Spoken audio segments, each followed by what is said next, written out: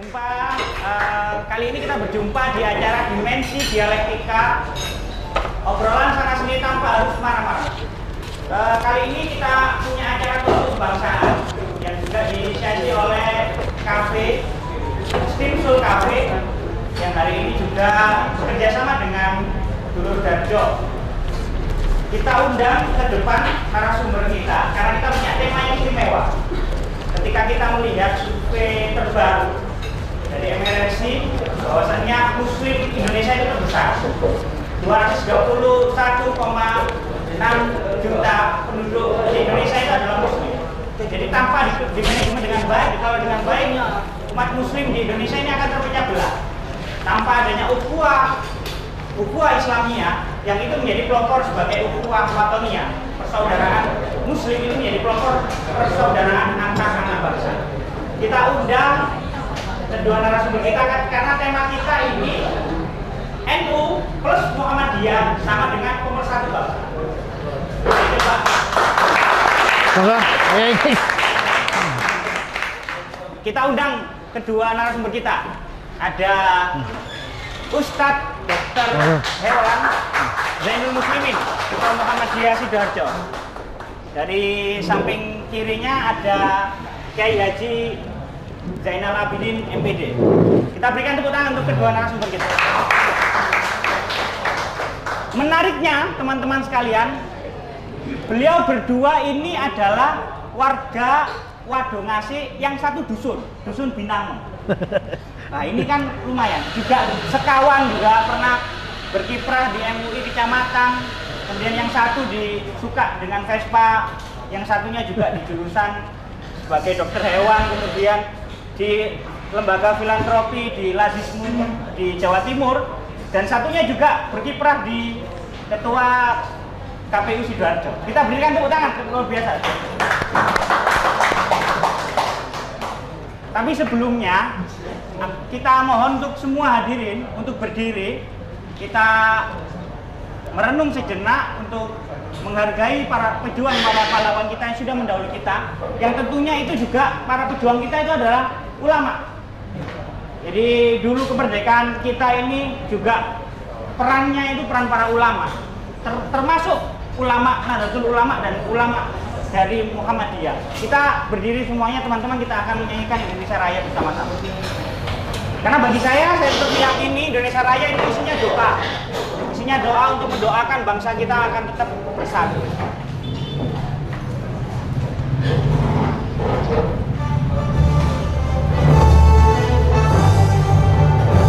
Indonesia tanah airku, tanah tumpah darahku. Di sanalah aku berdiri, jadi pandu ibuku. Indonesia kebangsaanku, bangsa dan tanah airku. Hiduplah tanahku, hiduplah negeriku, bangsaku, rakyatku semuanya. Bangunlah jiwanya, bangunlah badannya untuk Indonesia Raya. Indonesia Raya, merdeka, merdeka, tanahku, negeriku yang ku cinta. Indonesia Raya, merdeka, merdeka, hiduplah Indonesia Raya. Indonesia Raya, merdeka, merdeka, tanahku, negeriku yang ku cinta. Indonesia Raya, merdeka, merdeka, hiduplah Indonesia Raya. Terima kasih hadirin, dimohon duduk kembali. Untuk acara selanjutnya, kita ini ada di Sidoarjo teman-teman. Jadi kabupaten ini kabupaten yang kita cintai. Kalau kita bicara tentang nasionalisme, harusnya bagaimana kita juga mencintai adat dan budaya Sidoarjo. Jadi kita punya kenang-kenangan dari ownernya Stimsul yang bertugas, kita persilakan kita akan memakaikan udeng kepada ketua Muhammadiyah dan ketua NU dari Sidoarjo ini. Nah, ini udeng pacul bawang ini udeng yang diperkenalkan Pak Munali Fata yang menjadi hari ini yang menjadi khas daripada udeng yang ada di Sidoarjo. Monggo.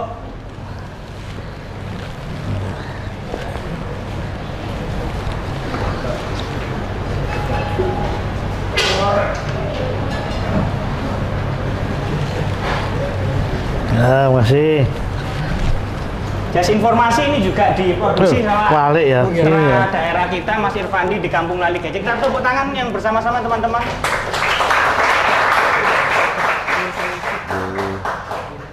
Pasangkan, ini kenapa kok udengnya ada pasangkan. hijau, ada biru, Mas? Kayaknya menyesuaikan warna identitas.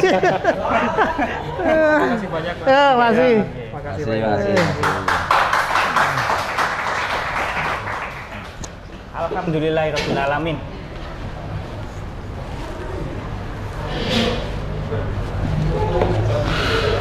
Jadi tadi saya mengabarkan bahwasanya survei dari The Royal Islamic Strategic Studies Center Mabda bertajuk The Muslim 500 edisi 2022 ada 231,06 juta penduduk Indonesia yang beragama Islam. Jadi Islam di Indonesia itu Muslim yang tertinggi di dunia. Jadi kalau nanti ini tidak dikelola dengan baik, manajemennya, bagaimana nantinya ukhuwahnya, ini akan menjadi gesekan-gesekan yang tidak diinginkan. Tentunya kita sendiri, kita masih percaya kalau dua tokoh barometer Muhammadiyah dan NU, ada Kiai Haji Ahmad Dahlan dan Kiai Haji Hasyim Asy'ari, telah mewetkan sebuah ajaran menjadi sebuah gagasan, menjadi sebuah tulisan, menjadi sebuah organisasi yang hari ini jutaan, ratusan, entah itu sekolah, rumah sakit, kader yang ada di dalam Indonesia ini menjadi sebuah pelopor perubahan bangsa kita. Dan pertanyaan pertama kepada dua tokoh ini adalah, pertama nanti Pak Dr. Muslimin dulu, Pak Zainul dulu. Karena namanya ini hampir merepet, teman-teman. Ada Pak Zainul, ada Pak Zainal. Wah, ini kan repot ini juga. Desanya satu, ini berarti NU Muhammadiyah dari Buduran dua-duanya. Ini ada dari Buduran, teman-teman. Wah, itu. Jadi ini kita sengaja bekerja sama dengan teman-teman Ikatan Pelajar Muhammadiyah dan Ikatan Pelajar NU, Pak Zainal dan Pak Zainul. Jadi biar kita sama-sama bisa merefleksikan, ternyata kita punya tokoh, pemikiran dan khazanahnya ini bisa dijaga sampai detik ini. Nah, menurut Pak Zainul, hal sederhana, paling sederhana yang bisa diteladani sosok tokoh Kiai Haji Ahmad Dahlan itu apa? Monggo. Assalamualaikum warahmatullahi wabarakatuh. Waalaikumsalam. Terima kasih. Saya kira yang paling sederhana adalah kepedulian terhadap bangsanya. Jadi ternyata terakhir kemarin kita melihat indeks pembangunan manusia Indonesia itu harus dibangun oleh pendidikan. Pendidikan, Ya, kalau di NU kan pesantren ya pendidikannya. Kalau di Haji Ahmad Dahlan kan pendidikan yang meniru gaya-gaya Barat. Pendidikan yang kemudian yang berikutnya adalah kepedulian terhadap kemanusiaan. Karena apa? Karena 8 tahun kemudian setelah berdiri, Kiai Haji Ahmad Dahlan mendirikan PKU namanya, kesejahteraan umum. pendidikan kesejahteraan umum. Jadi PKU namanya itu, jadi bukan umat malah, jadi umum. Artinya ya? Jadi bukan hanya orang Muhammadiyah saja yang merasakan. bukan orang Muhammadiyah dan bukan hanya orang Islam. Bukan hanya orang Islam. Iya. Namanya saja sudah umum, bukan umat, umum. Penolong kesejahteraan umum. Saya kira itu jadi gagasan langkah konkret. Saya kira sampai sekarang itu kemudian kita coba untuk warisi dan lakukan dalam bentuk nyata. Tentunya kita tahu teman-teman, Muhammadiyah memiliki kampus dan sekolahan yang cukup banyak dan cukup baik manajemennya, sehingga itu memang asbabun nuzulnya diawali dengan semangat Mbak Kiai Haji Ahmad Dahlan untuk mendirikan namanya pendidikan PKU tadi ya, untuk umum. penolong kesejahteraan umum. Nah, ini berarti ini menjadikan awal bahwasanya tokoh Muhammadiyah itu peduli untuk umat, bukan hanya umat tapi untuk seluruhnya bangsa. Bangsa. Nah, itu yang bisa diteladani komitmen pendidikannya. Keteladanan terhadap kepedulian terhadap pendidikan. Nah, kita ke Pak Yai Zainal. Ini kita punya Mbak Yai Hasim. Kira-kira yang bisa diteladani generasi muda terhadap Pak Yai Hasim ini apa, Pak Zainal? Ya, terima kasih. Assalamualaikum. Waalaikumsalam. Bismillah, alhamdulillah, wassalatu wassalamu ala rasulillah wa ba'da. Pak Zainul yang kami hormati dan para generasi muda yang sangat kami banggakan. Jadi kalau berbicara tentang founding fathers, karena Yai Dahlan, Mbah Hasim itu juga bagian dari pendiri negeri ini. Kalau Mbah Hasim dengan slogan yang beliau lakukan, beliau cetuskan, itu adalah hubbul watan minal iman. Cinta tanah air adalah bagian dari iman. Membuktikan bahwa dua tokoh ini sebenarnya tidak jauh berbeda dalam rangka membangun kepedulian masyarakat terhadap bangsa. Karena situasi pada saat itu adalah situasi menjajah, kita selalu dalam kondisi dipepet oleh para penjajah, dipinggirkan oleh para penjajah. Akhirnya ada kesadaran secara keagamaan, karena memang Mbah Dahlan sama Mbah Hasim itu punya guru yang sama, ya, punya guru yang sama baik di Arab sana maupun di Indonesia, guru yang sama, sehingga semangat yang dibangun juga semangat yang sama, yaitu peduli terhadap bangsa Indonesia. Nah, gerakannya mungkin sedikit berbeda. Kalau Mbah Dahlan itu lebih kepada penguatan pendidikan. Kalau Mbah Hasim ketika mendirikan NU yang kita kenal dengan Nahdlatul Ulama, berarti itu kebangkitan para ulama. Karena ini kebangkitan para ulama, sementara basis ulama tidak bisa lepas dari pondok pesantren. Sehingga kalau ngomong tentang basis kependidikan, NU lebih kepada pondok pesantren. Nah, selain pondok pesantren juga NU itu dimulai dari ada Nahdlatul Tujar, ada Nahdlatul Wathon, ada Taswirul Afkar. Itu bagian dari simbiosis kemudian muncul ke namanya Nahdlatul Ulama. Nahdlatul Tujar artinya bahwa Mbah Hasim dan Mbah Wahab punya peduli terhadap bagaimana menata perekonomian agar Indonesia tidak terlelap dalam sebuah penjajahan terus-menerus, sehingga ada kebangkitan para pedagang-pedagang.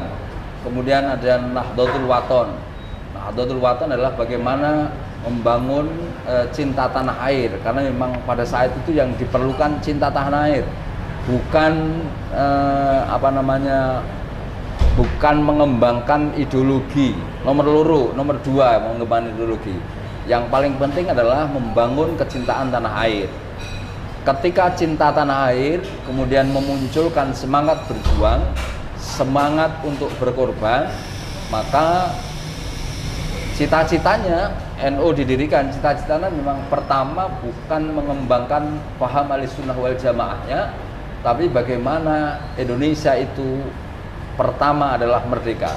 Ketika sudah merdeka, maka pengamalan paham Ahlussunnah wal Jamaah akan bisa diterapkan di semua lini, semua sisi tanpa ada hambatan. Ketika sudah merdeka, tidak ada yang menghalang-halangi, khususnya para penjajah.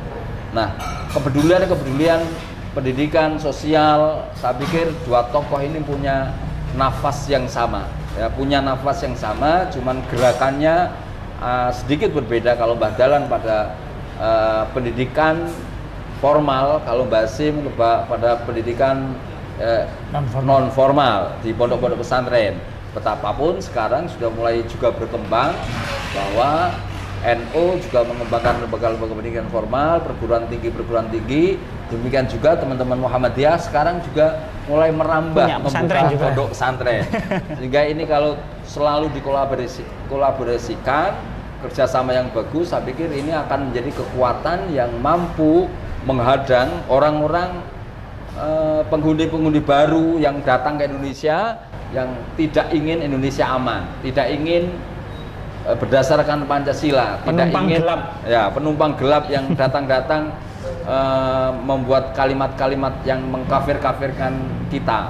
Sementara kita yang punya kita itu maksudnya Muhammadiyah dan NU punya sejarah berdarah-darah dalam rangka mengupayakan kemerdekaan. Saya pikir dua organisasi ini akan tetap mampu mengawal keberadaan negara kesatuan Republik Indonesia. Oke, tepuk tangan dulu dong. Jadi ada kesamaan dalam dua tokoh ini dalam memperjuangkan pendidikan. Yang tadi yang di sekolah di formal, yang satunya di non formal di pondok pesantren. Tetapi kedua tokoh ini memiliki kesamaan untuk bagaimana merawat negeri ini, mencintai negeri ini agar tetap bagaimana masyarakat ini terhindar dari penjajahan. Artinya kecintaan tanah airan ini menjadi sebuah teladan yang utama dari dua tokoh ini. Lah, kalau berbicara tentang memperjuangkan kemerdekaan Indonesia, kira-kira apa sih peran Muhammadiyah dan NU? Ke Ustadz Zainul dulu. Muhammadiyah, peran Muhammadiyah apa yang bisa diteladani? Jadi gini ya, saya kira, mohon maaf ya, kita ini bagaimana memperjuangkan kemerdekaan, saya kira kita bisa melihat Mas Haidar inilah.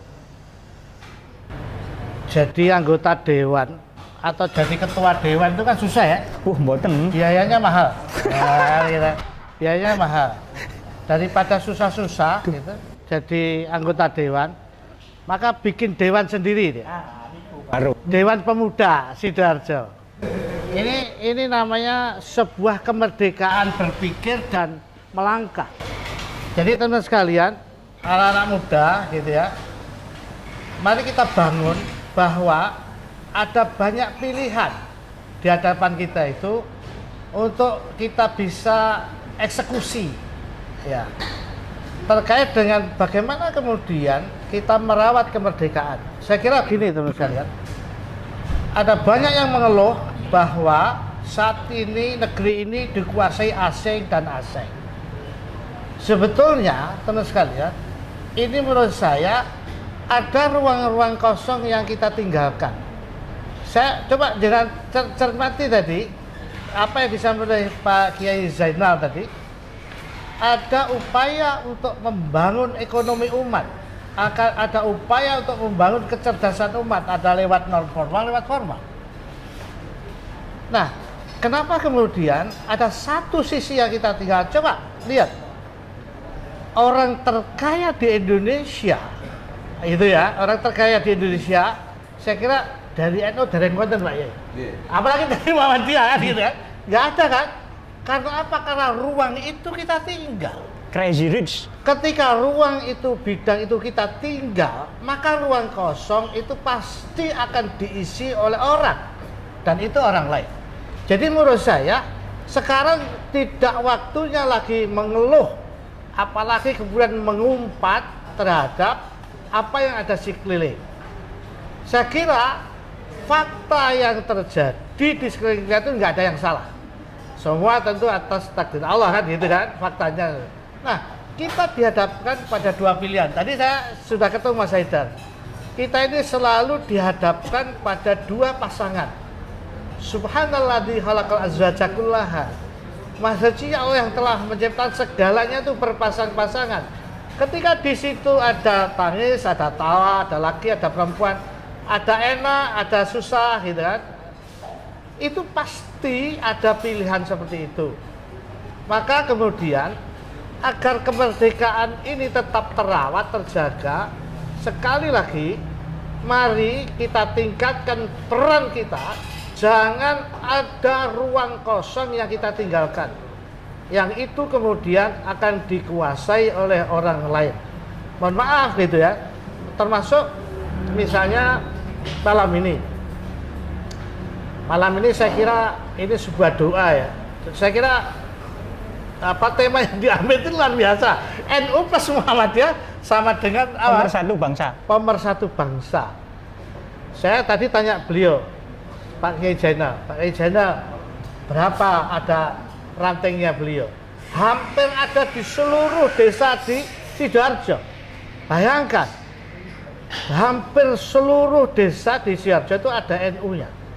Sehingga apa? Sehingga keberadaan ini beliau ini kalau kemudian seluruh warga itu secara ekonomi kita tingkatkan, kita berdayakan, secara ketersediaan kita berdayakan, maka urusan Sidoarjo ini selesai. Ya kita kira-kira gitu kan. Apalagi kemudian urusannya Muhammadiyah gitu kan, plus NU gitu. Urusan dua umat ini selesai, maka Sidoarjo akan menjadi Selesai. Pemkab yang sangat kuat. Maka pesan malam ini saya kira mudah-mudahan Gus Muhtar dengar gitu ya. Ya tolonglah warga NU dan warga Muhammadiyah ditingkatkanlah kemampuan ekonominya gitu kan, ditingkatkan kecerdasannya. Saya kira maka Urusan Sidoarjo juga selesai. urusan Sidoarjo dan urusan kemerdekaan itu akan menjadi nyata. Saya kira gitu. Sekali lagi teman-teman, jangan ada ruang yang ditinggalkan. Begitu ruang itu kalian tinggalkan, akan dikuasai oleh orang lain. Dan mohon maaf, kalau malam ini harus saya sampaikan bahwa sungguh orang kafir itu musuh yang nyata bagi kalian. Kan begitu kan? Maka kemudian sesama, saya kira kita tidak boleh disorientasi lah. Ya kan? Dengan siapa kita harus mempercayakan persahabatan, mempertaruhkan perjuangan ini selain kepada sesama orang yang beriman. Kan mestinya begitu. Begitu, Pak. Jangan sampai kepada sesama orang yang beriman kita justru sulit berhubungan secara hangat gitu kan.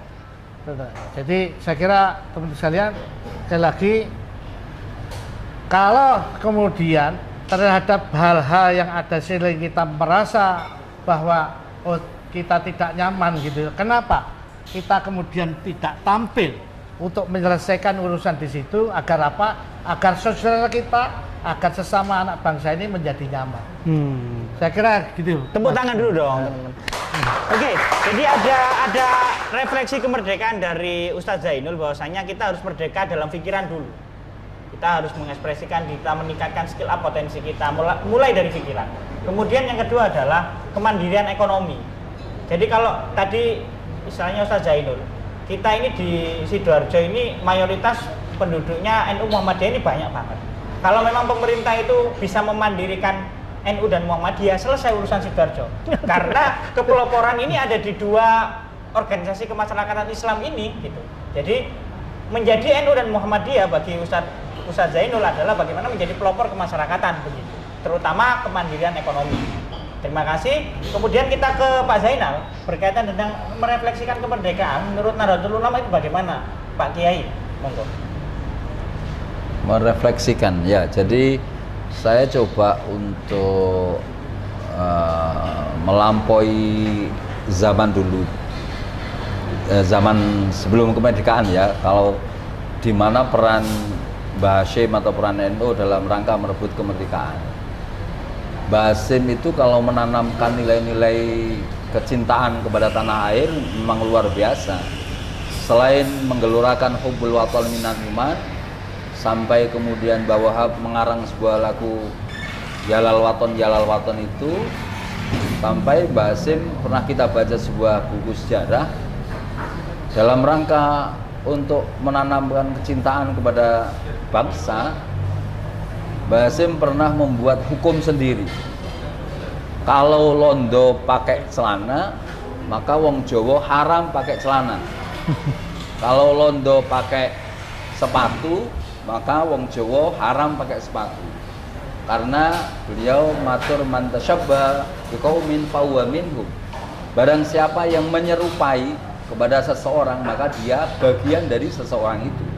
Ketika masyarakat Jawa menyerupai orang Belanda yang pakai celana, berarti wong Jawa sing gawe celana bolone londo.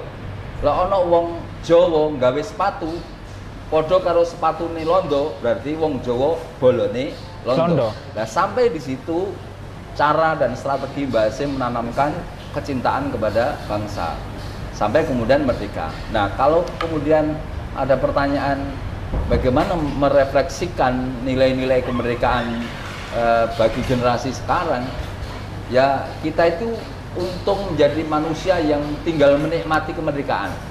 Kita tidak pernah merasakan susahnya melawan penjajah. Darah kita tidak pernah mengalir, keringat kita juga tidak pernah menetes dalam rangka melakukan perlawanan kepada penjajah. Oleh karenanya kalau nilai-nilai kepahlawanan yang ditanamkan oleh orang-orang dulu itu memang luar biasa. Sampai ini saya punya catatan,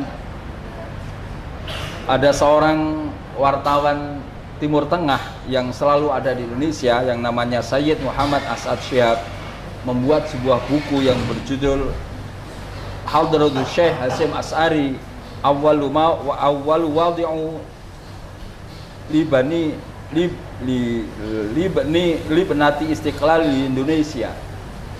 Hasyim Asy'ari itu adalah peletak dasar-dasar kemerdekaan Indonesia. Artinya peran para ulama dulu dalam rangka merebut kemerdekaan dengan susah payahnya itu memang nyata, dan itu sempat dituliskan dalam buku sejarahnya wartawan dari Timur Tengah sana. Nah, sekarang refleksinya bagaimana? Kalau kita sekarang tinggal menikmati, tidak pernah berjuang, tidak pernah berkorban, kadang-kadang kita itu terjebak pada propaganda-propaganda yang sengaja menjelek-jelekan Indonesia. Kita itu kadang-kadang sebagai generasi muda yang diharapkan oleh negara, karena generasi muda sekarang itu adalah bisa dibaca sebagai pemimpin 15 tahun, 10 tahun, 15 tahun yang akan datang. Subhanul yaum rijalul ghad, ya, misalnya. Remaja sekarang ini menggambarkan 10-15 tahun yang akan datang, pola kepemimpinan, pola pikiran dan kecerdasan yang dimiliki. Kalau remaja saiki senengane ngopi, bolak-balik ngopi, gak gelem sinau, gak gelem diskusi, gak gelem, tadi Pak Zainul menyatakan tidak mau mengisi ruang kosong, ya pada akhirnya nanti 10-15 tahun yang akan datang menjadi pelopor ngopi. Jadi tidak berpikir tentang bagaimana bangsa ini, ya. Tapi kalau ngopinya produktif begini, Nah, kalau ini apa-apa. bagus. Oh, gitu. Tapi kalau ngopi hanya sekedar mencari buang waktu. Membuang waktu. Golek data gratisan. Nah, golek data gratisan karena datanya habis, terus kemudian ngopi, buka HP sendiri sambil ketawa-ketawa sendiri, padahal ada temannya, tidak pernah diskusi, ya itu wajah kita. Himmatur rijal tuhtimul jibal. Semangatnya anak muda itu, padahal semangatnya anak muda itu mampu menghancurkan gunung. Kalimat itu kan muncul dari Arab. Arab itu gunung, setiap gunung di Arab itu pasti gunung batu. Beda dengan gunung yang ada di Indonesia. Indonesia gunungnya macam-macam tapi tumbuh-tumbuhan luar biasa. Tidak terlalu batu. Tapi kalau Arab sana, perjalanan dari Makkah ke Madinah, kanan kiri semua batu. Dan untuk menghancurkan batu itu yang menggunakan alat berat. Tapi dengan semangatnya anak muda, itu akan mampu menghancurkan batu sepadas apapun. Dengan semangatnya anak muda. Kalau Pak Karno mengatakan, datangkan saya 1000 orang, akan saya cabut Gunung Semeru. Tapi datangkan saya 10 pemuda, akan saya guncangkan dunia. Artinya potensi pemuda itu luar biasa. Sehingga jangan sampai sebagai generasi muda itu tidak mampu menangkap dengan cerdas ruang kosong yang disampaikan oleh Pak Zainul tadi. Kalau ruang kosong itu ternyata ditangkap oleh orang non-Islam, itu bukan salah mereka tapi salah kita, karena kita tidak cerdas. Bolak-balik ngopi aja. Ngopi kadang ngomong-ngomong dewi. Nah, ini menjadi PR Anda semua sebagai generasi muda. Yojo gendaan terus, ngopi terus, tapi maksimalkan potensi muda yang itu memang luar biasa. Kalau Anda mampu memaksimalkan potensi itu dengan banyak belajar, banyak diskusi, banyak melakukan terobosan-terobosan, menemukan hal-hal yang baru demi untuk kemajuan bangsa dan negara, demi untuk pembangunan bangsa dan negara, saya pikir itulah wajah Indonesia 15 tahun yang akan datang. Understand ya? Terima kasih. Tepuk tangan dulu dong. Jadi kalau tadi menurut saya ketika direfleksikan, ketika Mbak Hasyim ada bisa sampai detail kepakaian, jangan sampai sama dengan Belanda atau penjajah, dalam hal ini kolonialisme. Artinya sebenarnya adalah semangat kebudayaan. Kita ini punya jati diri, kita ini punya kepercayaan diri bahwasanya inilah kita, inilah Indonesia. Jadi nggak perlu niru-niru orang Barat. Tidak perlu niru-niru orang-orang yang ada di dalam konteks kolonialisme itu tadi. Terus yang kemudian yang didorong adalah semangat kepemudaan. Karena tadi bicara tentang ruang strategis, pos-pos yang harus diisi. Tidak salah juga kata orang lain mengisi pos-pos itu. Tapi salah kita kalau kita membiarkan pos-pos itu terisi orang lain. Lebih-lebih orang-orang yang di luar daripada Indonesia ini yang kita cintai. Kayak gitu. Kemudian ini yang kadang repot ketika kita berorganisasi ya Pak Yai Zainal dan Ustadz Zainul, perbedaan cara beribadah atau perbedaan madzhab atau perbedaan pendapat yang lain, lebih-lebih perbedaan pendapatan. Tapi yang menjadi pertengkaran ini kan yang paling level rendah ini kan cara ibadah aja diproblemkan, didebatkan, sampai cenderung bermusuh-musuhan. Lah ini bagaimana caranya? Pak Zainal dulu. Jadi, Pak Zainul, sekarang Pak Zainal. Saya, ya. Terima kasih. Sebenarnya guru kita sama. Guru kita sama, tapi karena ada kepentingan politik, ada pemain-pemain yang memainkan, akhirnya hal yang sebenarnya khilafiyah, perbedaan pendapat itu dibesar-besarkan. Kalau kemudian saling menyadari, saya pikir tidak ada masalah. Dan kalau ada penumpang gelap datang ke Indonesia, kemudian menjelek-jelekan kita, menjelek-jelekan amaliyah Nahdlatul Ulama dengan melakukan bid'ah dan seterusnya, itu kan adalah penumpang gelap yang tidak pernah merasakan getirnya kemerdekaan, merebut kemerdekaan, tidak pernah berjuang, tapi datang-datang menjelek-jelekan, datang-datang mengkafirkan. Padahal ya kata mereka kita itu sama Islam, tapi mengapa perbedaan pendapat saja sampai kepada wilayah itu? Nah, kesadaran inilah yang sebenarnya harus dipupuk oleh Muhammadiyah dan NU dalam rangka bersinergi membangun Indonesia, bersinergi membangun Sidoarjo. Kalau generasi mudanya kok gontok-gontokan antara NU karo Muhammadiyah, wis gak zamane. Ya, sudah tidak zamannya. Sudah saatnya generasi muda Muhammadiyah dan NU bersatu memikirkan bagaimana majunya Sidoarjo, bersatu bagaimana memikirkan potensi diri ini akan bisa berkembang secara maksimal.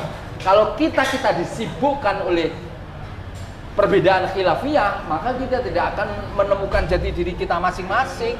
Kita akan sibuk oleh perbedaan pendapat, sementara orang lain, sekali lagi, orang lain sudah mengisi ruang yang kosong tadi. Ketika orang lain mengisi ruang yang kosong, awet dhewe ndomblok. Loh, ternyata karena sudah ribut dikuasai sendiri oleh mereka gitu. Karena kita disibukkan oleh khilafiyah. Makanya kalau terjadi perbedaan pendapat, oke-oke aja lah. Imam Syafi'i ketika ngimami di kelompoknya Imam Malik misalnya, karena Imam Malik tidak pakai kunut, Imam Syafi'i ternyata juga sholat subuhnya tidak pakai kunut. Ketika ditanyain, mengapa nggak pakai kunut? Ya saya menghormati mazhabnya Imam Malik. Lah, kebersamaan yang sudah dibangun para imam mazhab itu saya pikir menjadi contoh bagi kita generasi penerus ini. Jangan kemudian hanya karena perbedaan pendapat, yang tadi bukan pendapatan ya, perbedaan pendapat kemudian diruncingkan, yang itu akhirnya akan menjadi persoalan. Ketika saat ini kita meruncingkan perbedaan pendapat, maka kita akan meninggalkan generasi yang juga akan meruncingkan pendapat itu. Saatnya Muhammadiyah NU bersatu bersama-sama membangun Sidoarjo. Tapi kiri.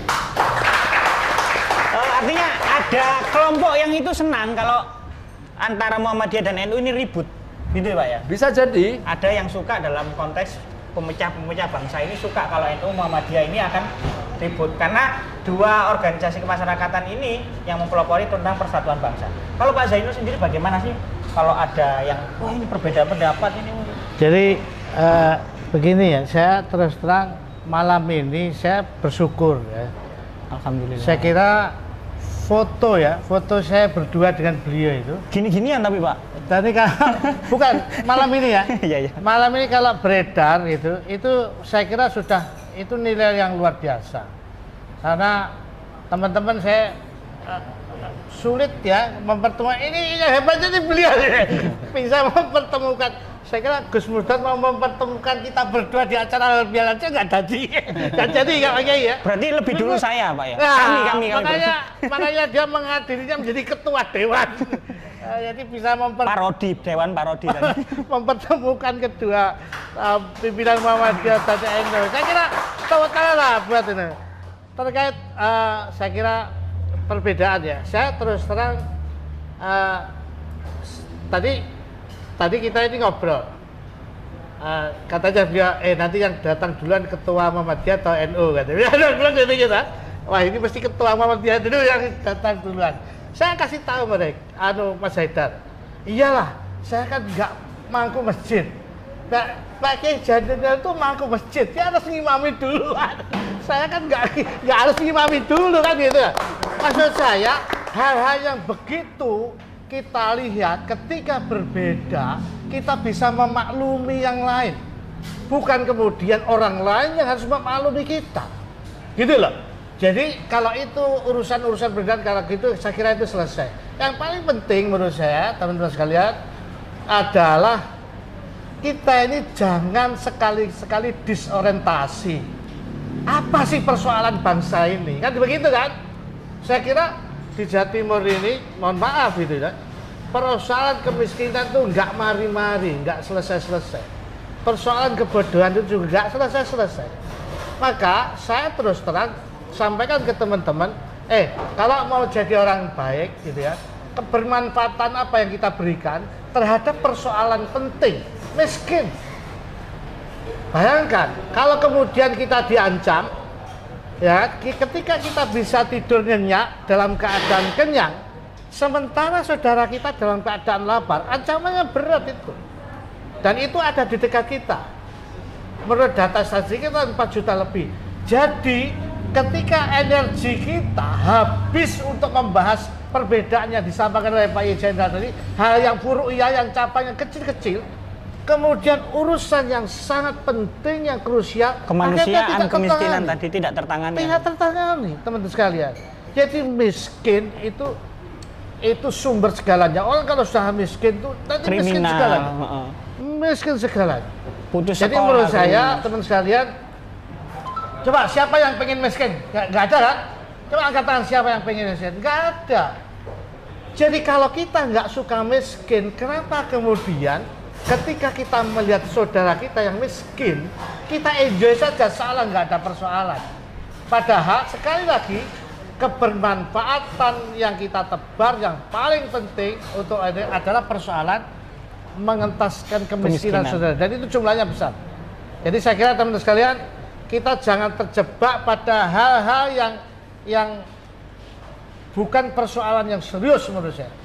Saya kira persoalan serius itulah yang harus kita, dan itu sekali lagi membutuhkan seseorang yang Al-Quran yang buat itu lil albab. Orang yang rasionalitasnya itu mengembara jauh gitu kan. Dia mau dalam keadaan duduk, berdiri, duduk, berbaring, senantiasa mengingat Allah dan memikirkan ciptaan Allah. Dan dia pada kesimpulan Rabbana ma khalaqta hadza batila. Kalau orang sudah punya mindset Rabbana ma khalaqta hadza batila, maka dia akan senantiasa bisa menangkap manfaat apa yang Allah ciptakan ini, dan kemudian kita ikut men-share, membagikan ke saudara kita. Jadi sekali lagi, perbedaan itu oke, ada, tapi tidak untuk kita persoalkan, kan gitu ya. Saya kira persoalan yang harus kita selesaikan, mari kita lihat lebih dalam lagi apa ya manfaat yang kita bisa tepat. Saya kira gitu Mas Haidar. Kalau dalam Islam perbedaan itu adalah rahmat, teman-teman. Kalau dalam Indonesia berbeda-beda itu tetap satu jua, jadi tetap satu tujuan, nggak apa-apa perbedaannya begitu. Tapi NU sama Muhammadiyah itu simpel kok membedakannya, Pak Yai dan Pak Ustadz. Kalau Muhammadiyah itu suka diskonan, kalau NU suka bonus. Begitu. Jadi sholat subuh pakai kunut kan minta bonus yang banyak. Ya kalau Muhammadiyah nggak pakai kunut nggak apa-apa. Itu kan berarti kan minta diskonan. Sama halnya sholat tarawih lebih sedikit daripada NU rokaatnya kan begitu. Jadi kayak gini. Tangan dulu. Tangan. Tapi simpelnya enak. Jadi sangat menghargai Ustadz Zainul ini untuk Ustadz Zainul yang bicara. Jadi sebenarnya kita itu pengen ngeritik tapi menggelitik gitu. Ayo taruhan, yang dulu datang ini ketua Muhammadiyah apa ketua NU? Aku jago ketua Muhammadiyah ini pasti sih. Tapi Pak Zainal enak jawabnya. Pak Zainal itu di sana itu punya masjid, pemangku masjid, jadi punya tanggung jawab untuk mengimami dulu. Jadi beliau mengimami dulu, saya langsung datang ke sini. Jadi sebenarnya nggak sama-sama telatnya, sama-sama datang tepat waktunya. Cuma Pak Zainal mengimami dulu. Tepuk tangan dulu untuk perbedaan. Lah sing gak ngimami telat iki gak isin. Oh, arek-arek. Sing tuwa ngenteni sing nom. Nah, oke. Oke, begitu ya teman-teman. Jadi ada ini karena rata-rata yang datang ini pelajar, mahasiswa, generasi muda. Hari ini kalau yang sudah tahun 2000 adalah generasi Z. Yang hari ini mungkin pendidikannya itu rata-rata dari medsos. Dari dunia medsos. Jadi medsos itu punya konteks dalam pembangunan manusia itu hari ini. Karena randomnya, karena era distractionnya itu medsos juga punya peran mendidik bangsa. Tapi pertanyaannya adalah apa? Formula apa sih yang dilakukan NU dan Muhammadiyah dalam mendidik generasi bangsa di era hari ini? Pak Zainul dulu. Gini. Terus kalian pandemi Covid itu mengajarkan kepada kita untuk lebih aware, lebih dekat dengan digitalisasi. Kemarin bahkan sholat jamaah di masjid juga dilarang, Jumat juga dilarang, gitu kan? Kegiatan belajar mengajar pakai daring, pakai digitalisasi. Dunia digital, dunia medsos itu kemudian sangat lekat, sangat dekat dengan kita. Dan saya kira itu memang menandai ya, menandai industri 4.0 atau bahkan 5.0. Maka kemudian saya kira kita harus juga dekat dengan digitalisasi. Persoalannya menurut saya begini. Persoalan yang serius ini, mohon maaf, kalau kita mau jadi pemimpin, mau jadi leader, itu mestinya harus di depan. Leader itu di depan, seperti lokomotif lah, ya kan? Lokomotif itu di depan. Nah, yang saya lihat, mohon maaf ya, anak-anak yang teman-teman, bahkan nggak usah anak-anak lah, orang tua sudah jelas begini ya, sudah jelas dia ragu, ini benar enggak ya, sudah dia ragu ini benar enggak ya, masih juga diupload, masih juga di forward. Mestinya kalau dia ragu tinggalkan. Dunia medsos itu teman sekalian yang sungguh mengkhawatirkan itu, begitu mudahnya kita mengcopy paste tanpa saringan sedikit pun. Saran saya harusnya itu ada originalitas lah.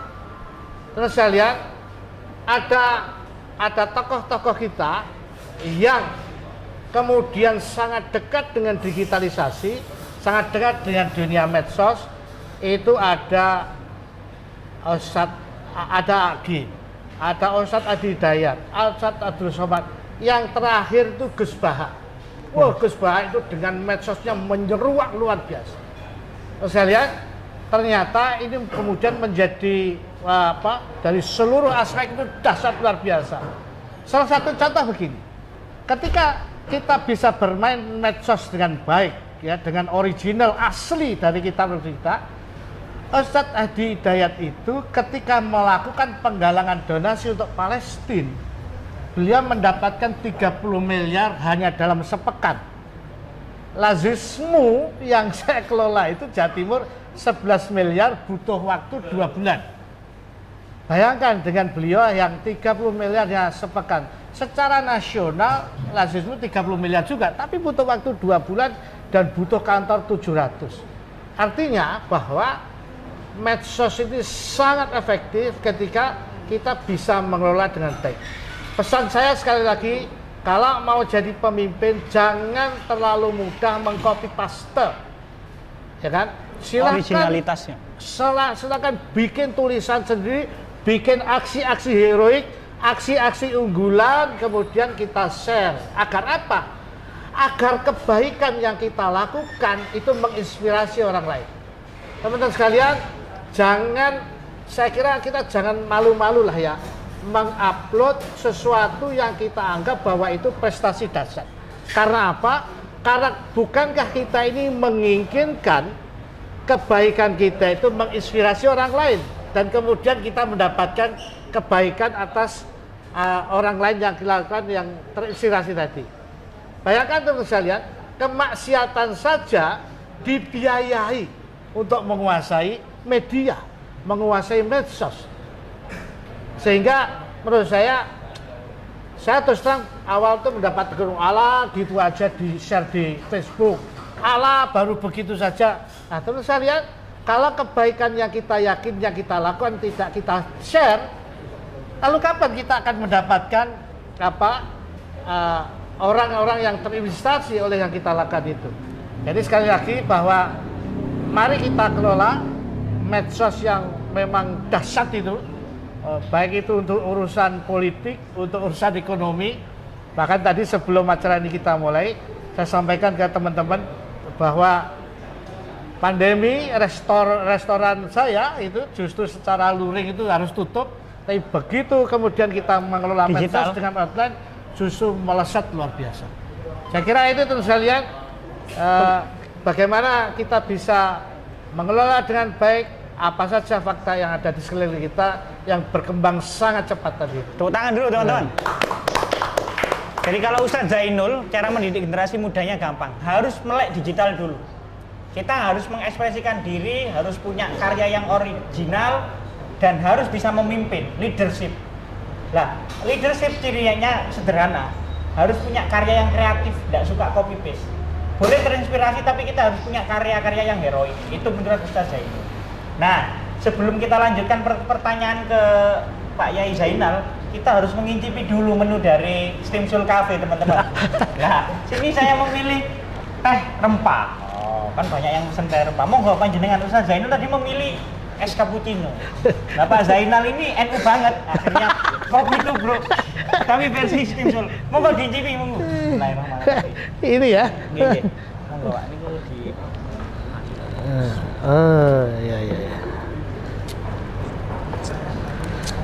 pripun kopinya Pak Zainal? Mantap.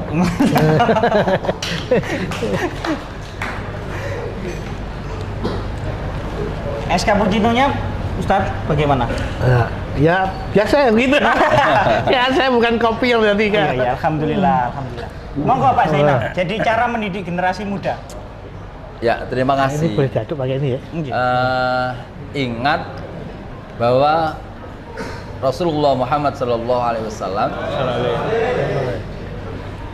kelompok yang diandalkan untuk bisa meneruskan perjuangan itu adalah lebih dominasi anak muda. Alhamdulillah dapat barokah. Ini gulanya di bawah. Sayyidina Ali ketika itu bergabung dengan Nabi Muhammad umur 11 tahun. Anas bin Malik juga belasan tahun. Nah, belasan tahun sudah digadang-gadang oleh Kanjeng Nabi untuk mampu meneruskan perjuangan Kanjeng Nabi. Pak Karno juga punya pesan yang seperti itu. Nah, persoalannya adalah sekarang zamannya memang berbeda dengan sekarang. Akan tetapi kita tidak bisa melepas dari apa sih sebenarnya kesukaan anak sekarang. Kalau kita mendidik dengan pola yang tidak disukai oleh anak muda sekarang, maka anak muda akan lari dengan model dan konsep pendidikan kita. Tapi ketika kita mampu membidik kesukaan anak muda sekarang, maka itu akan datang kepada kita karena itu memang yang dibutuhkan. Kalau saat ini lagi ngetren adalah urusan sosmed, maka generasi tua pun juga harus menyiapkan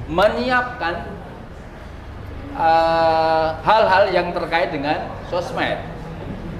Jangan sampai anak muda terjebak pada sosmed yang lain. Anak muda sekarang kan lebih banyak membuka WA daripada membuka Al-Quran. Iya apa tidak? Lebih suka membuka YouTube sing rodok ngono-ngono iku daripada YouTube yang pengajian. Coba lihat berapa subscribe like apa mana iku jenenge? Komen. Ya, sing ngono-ngono iku antara sing ngono-ngono iku dengan yang penuh nilai dakwah. Nilainya beda jauh. Sing ngono-ngono iku akeh. Pemersatu bangsa niku rencananya. Iya, pemersatu. Nah, kalau anak muda nanti tidak paham dengan konten-konten dan kemudian terjebak, ya itu bahaya. Maka generasi muda harus mampu mengarah, generasi tua atau generasi senior harus mampu mengarahkan konten yang kamu buka itu seharusnya seperti ini. Kalau tadi Pak Zainul mengatakan jangan tergesa-gesa nge-share sementara kita belum membaca isi dari tulisan itu. Kadang hanya tertarik judulnya bagus, langsung di-share. Sementara ketika masuk pada isi kalimatnya di dalamnya, ternyata isinya propaganda, ternyata isinya menjelek-menjelekan bangsa, menjelek-jelekan teman Islam sama Islamnya. Nah, oleh karenanya generasi muda ya tidak hanya sekedar suka nge-share pendapat orang lain, tapi juga harus cerdas membaca dengan cermat apakah itu masuk kategori hoak, propaganda, atau memang ada nilai-nilai untuk membangun generasi muda sekarang. Saya pikir itu. Terima kasih, tepukan dulu.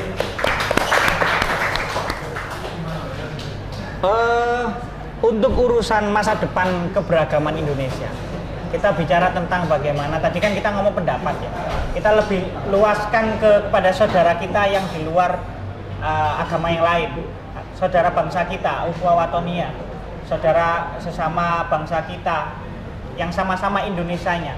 Bagaimana sih memaknai toleransi? Kami ke Pak Zainul dulu untuk toleransi. Toleransi itu sebetulnya sudah nyata. Yang paling toleran itu tentu umat Islam. Bagaimana dicontohkan oleh Kiai Wahid Hasyim, Kasman Singodimedjo, Ki Bagus, ya kan? Ki Bagus Hadikusumo. Dengan merelakan 7 kata itu dihilangkan, itu toleransi umat Islam yang luar biasa. Itu luar biasa, pengorbanan umat Islam yang luar biasa untuk negeri ini. Bayangkan kan gitu kan, ketika kita mayoritas itu kita tidak adiguno kan gitu kan. Jadi kita loh mau saat itu, padahal itu sangat strategis. Bayangkan itu untuk fondasi negara, sangat strategis mereka melakukan. Dan kemudian saya kira sekarang ini kita kan tidak melakukan hal-hal yang ilegal. Artinya kesenjangan itu ya kan, kita ini coba lah, kita ini menjadi orang yang nerimo gitu kan, masih melarat di sio-sio ya kita ini sabar gitu kan, apalagi dan itu kemudian didorong oleh para ustadz ya, Pak Kiai ya kan. Coba bayangkan jomplangnya luar biasa, ada orang yang kekayaannya 400 triliun lebih, sementara saudara di Pacitan satu hari dia hanya mampu belanja Rp8.000 satu orang miskinnya Pacitan itu. Jadi itu data statistik, itu nyata gitu kan, nyata.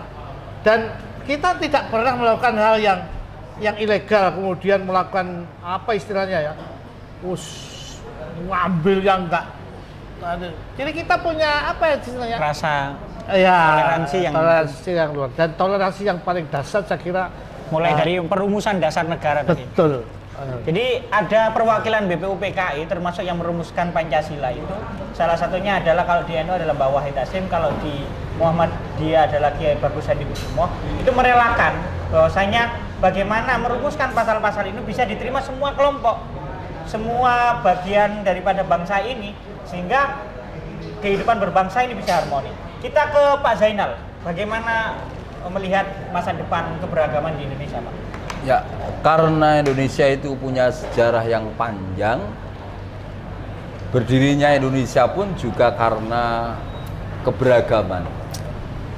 Kalau di NU itu kan punya prinsip, di Ahlussunnah wal Jamaah itu ada prinsip tawazun, tasammuh, tawassut, i'tidal. Prinsip itu kemudian diterapkan oleh para alim ulama dulu. Muassis negara ini menerapkan nilai-nilai penghormatan kepada kelompok lain. Kalaupun misalnya para kiai-kiai kita dulu itu tidak mempunyai konsep penghargaan kepada keberbedaan, maka selesai negara ini. Indonesia dengan beragam suku, beragam peradaban, beragam bahasa dan seterusnya itu sebenarnya punya potensi untuk congkrah. Apa congkrah itu? Untuk gegeran. Tapi karena kepiawaian para ulama-ulama dulu luar biasa. Bayangkan basa Jawa nenggene Jawa itu juga macam-macam. Ono Jawa Surabayaan, ono Jawa Solo. Solo itu halus, Surabaya kasar. Lek wong Solo, guyonane wong-wong, sikile diideki, kalimatnya setelah terasa sakit baru bilang nuwun sewu Mas, sepatune sampean ngideki jendikan kula. Ngenteni loro. Kena Surabaya beda lagi. Kok jendikane sampean diideki, gak ada nuwun sewu matamu. Itu langsung keluar dari mulut orang Surabaya. Nah, Jawa saja itu punya perbedaan sikap dan perilaku, padahal sama bahasa Jawa. Nah ini kalau tidak diramu oleh para sesepuh kita, tidak mungkin kita bisa merasakan kemerdekaan yang indah seperti ini. Kalau di Timur Tengah mengeklaim negaranya adalah negara Islam, itu tukaran pondok Islam. Tapi apakah ada di Indonesia tukaran pondok Islami? Paling banter yo YouTube iku loloan paling banter. Kok sampai tunjukan gak ada, sampai bunuh-bunuhan gak ada. Mengapa demikian? Karena kita punya budaya Nusantara. Kalau udah ada budaya Nusantara, saya yakin sudah bengkerangan antara satu dengan yang lain. Hanya persoalan bahasa saja sudah berbeda. Lebih-lebih persoalan peradaban, kebudayaan yang sangat berbeda. Termasuk adalah berbeda dalam keagamaan, keyakinan. Kalau kemudian sila pertama yang dirumuskan oleh para founding fathers BPUPKI itu ketuhanan yang Maha Esa dengan melaksanakan syariat agama Islam. Kalau ada kalimat syariat agama Islam kan teman-teman yang ada di bagian timur sana, Bali, terus Timur, orang yang beragama Hindu, Buddha, Kristen kan mesti protes. Biyen rekosone bareng, berjuang bareng, dong-donge gawe dasar negara pakai syariat Islam. Dan karena kepiawaian para ulama-ulama kita, para tokoh-tokoh kita, akhirnya itu bisa diredam, ya. Kemampuan meredam itu tidak akan muncul kalau orang yang tidak akan muncul dari orang yang tidak mempunyai kesadaran kenegaraan yang luar biasa. Sehingga para founding fathers itu mempunyai kesadaran kebangsaan yang luar biasa, maka cilaka kalau generasi penerusnya tidak punya hubbul waton minal iman. Tangan dulu dong. Jadi sudah diteladankan bahwasannya yang dipikirkan para tokoh NU dan Muhammadiyah sejak dulu, sejak pra-kemerdekaan sampai mengisi kemerdekaan ini adalah bagaimana juga menjaga kemanusiaan, menjaga nasib sesama saudara sebangsa dan setanah air. Begitu teman-teman. Yang terakhir ini ya, sebelum kita nanti akan saling bisa guyon. Jadi NU Muhammadiyah itu juga berislam dengan kegembiraan teman-teman. Islam rahmatan lil alamin itu juga Islam yang memunculkan wajah-wajah yang sumringah kalau orang Jawa ya. Wajah-wajah yang menggembirakan, bukan wajah-wajah yang tegang dan wajah-wajah yang dikit-dikit ngajak perang kan begitu. Ini juga repot kan, beragama dengan mendekatkan pada peperangan ini kan juga bukan masanya. Kalau dulu yang diperangi jelas kolonialisme, tapi perjuangan kita hari ini agak sedikit sulit karena kita musuhannya adalah musuh sama bangsa. Ini yang sudah dihadapi oleh Pak Karno. Kira-kira kita melihat kalau NU Muhammadiyah ya, ciri khasnya simple. Kalau no smoking menurut Muhammadiyah adalah tidak merokok. Tapi kalau no smoking menurut NU itu adalah NU merokok. Jadi ini juga bisa dilihat generasi mudanya ini. Sing merokok mesti nyari IPNU iku. Sing nyari IPN gak sing rokokan iki. Cari sapa? Ada. Teman-teman IPN yang rokokan ada? Oh, ada.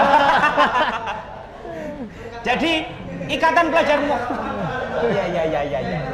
Oh iya. Nek kayak ini mesti rokokan. Jadi kayak gitu. Oke, adakah pertanyaan dari audiens berkaitan tentang bagaimana tema kita? NU dan Muhammadiyah Pemersatu Bangsa. Monggo kalau ada pertanyaan. 1, 2. Itu Mas dikirim. Silakan dikenalkan namanya, asalnya. Boleh. Nggak usah nyebut perwakilan NU dan Muhammadiyah. Saya kira di sini sudah Indonesia ya. Jadi satu di sini. Tepuk tangan dulu lah semuanya biar jangan ngantuk. Monggo. Assalamualaikum warahmatullahi wabarakatuh. Perkenalkan, nama saya Sahal dari Sidoarjo. Yang saya tanyakan kepada NU dan Muhammadiyah, apa usaha NU dan Muhammadiyah untuk menghargai perbedaan dalam lingkup ruang pendidikan? Karena kalau saya belajar dari buku sekolah biasa saja Ki Hajar Dewantara, bagaimana konsep pendidikan yang sebenarnya ditawarkan oleh Ki Hajar Dewantara ialah mencetak generasi bangsa yang cinta akan budayanya. Namun konsep itu ternyata tidak dihargai oleh pemerintah kita. Sampai sekarang konsep pendidikan kita yang saya amati dalam buku tersebut menciptakan konsep pendidikan yang diadopsi oleh kolonial Belanda, yaitu untuk menciptakan anak-anak yang mampu menghadapi arus globalisasi. Jadi seakan-akan saya belajar, saya dituntut untuk menguasai matematika, padahal saya nggak paham matematika itu bagaimana. Itu bagaimana usaha Muhammadiyah dan NU untuk menghargai itu agar terwujud sistem toleransi. Oke, terima kasih. Tepuk tangan dulu dong kawan kita. Satu dulu ya, kita jawab biar fokus nanti. Karena tadi yang dibaca adalah bukunya Ki Hajar Dewantara terkait tentang konsep berpendidikan yang mencintai budaya. Sedangkan hari ini kondisinya adalah bagaimana pendidikan itu harus mengikuti arus globalisasi. Monggo Pak Zainal dan Pak Zainul. Kita ke Ustadz Zainul dulu deh. Iya. Kan ini ngomong pendidikan. Iya, jadi terima kasih. Sebetulnya di Muhammadiyah itu mengusung namanya holistic education. Jadi kita di dalam mengemban pendidikan itu melihat bahwa seluruh potensi anak, ya, tidak ada anak itu yang kurang, ya. Seluruh potensi anak itu kita bisa kembangkan. Bahkan dalam praktek nyata saya kira kalau kita bicara bagaimana mengembangkan budaya yang ada gitu ya, misalnya di Ponorogo gitu ya, di Ponorogo anak-anak kita punya grup reog, ya, gitu ya. Jadi dan hampir di semua tempat, misalnya gamelan gitu ya, gamelan di sekolah-sekolah kita ada, bahkan di Semabda itu punya gamelan komplit. Nah, anak-anak SD sepanjang itu dia sangat apa ya, sangat lekat dengan budaya-budaya lokal. Bahkan holistic education itu mengakses semua anak yang berkebutuhan khusus. Jadi salah satu contohnya di SMA Muhammadiyah 10 Surabaya itu ada siswanya usia 17 tahun yang nggak bisa apa-apa dan tidak pernah diterima di sekolah manapun. Di SMA Muhammadiyah 10 Surabaya itu diterima. Anak usianya 17 tahun nggak bisa apa-apa. Jadi di situ teman sekalian, di situ komplit semua kegiatan seni, olahraga, apapun yang diminati siswa itu ada, termasuk yang difabel, pokoknya semua ada di situ. Jadi seluruh potensi Siswa itu dikembangkan, itu diperkuat. Iya, betul. Holistic education yang ditawarkan oleh Muhammadiyah itu bagaimana menghargai potensi siswa, sekalipun itu adalah anak istimewa tadi. Iya, anak istimewa tuh. Jadi tidak hanya anak-anaknya, tapi juga dari budaya lokal yang ada. Lokal wisdomnya. Iya, jadi mau musik apa saja ya bisa tinggal milih saja kan gitu. Seharusnya ditampilkan di sini ya, selain kali ya Pak. Oke, terima kasih. Pak Zainal, monggo pendapatnya berkaitan tentang. Saya pikir NU dan Muhammadiyah mempunyai gerakan yang sama kaitannya itu. Kolaborasi yang dibangun oleh lembaga pendidikan NU juga sangat kental lah. Kalau kemudian kita tidak menyalahkan model kurikulum Yang di Indonesia berubah-ubah. yang berubah-ubah, karena memang itu menjadi kebiasaan orang Indonesia. Kalau bicara misalnya kurikulum 13 kan juga kepingin ada nilai-nilai budaya lokal yang itu ditanamkan kepada siswa. Ada muatan lokal, mata pelajaran muatan lokal. Mengapa harus muatan lokal? Karena kepingin melakukan penguatan terhadap budaya-budaya lokal itu sendiri.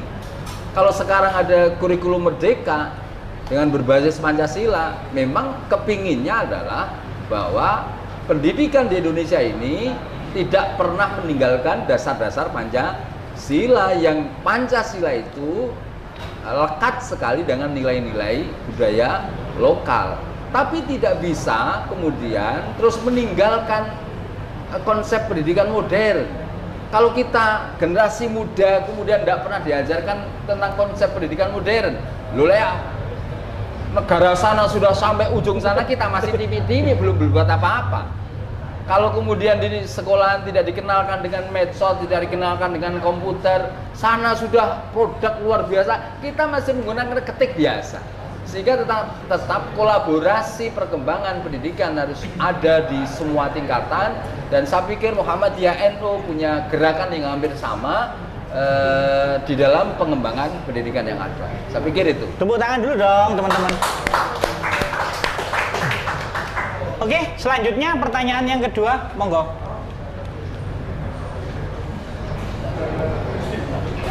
Jadi yang kedua ini dulu. Oh iya, Mas Pras dulu. Sebelumnya Mas Sahal tadi itu dari literasi Al-Ghazini ya. Kalau Mas Pras ini dari mana Mas? Filosofis. Ya monggo perkenalan. Iya, terima kasih Ustadz, Pak Yai dan Mas Haidar atas kesempatannya. Perkenalkan, nama saya Pras dari Sidoarjo Utara khususnya. Dari perwakilan Dewan Pemuda juga.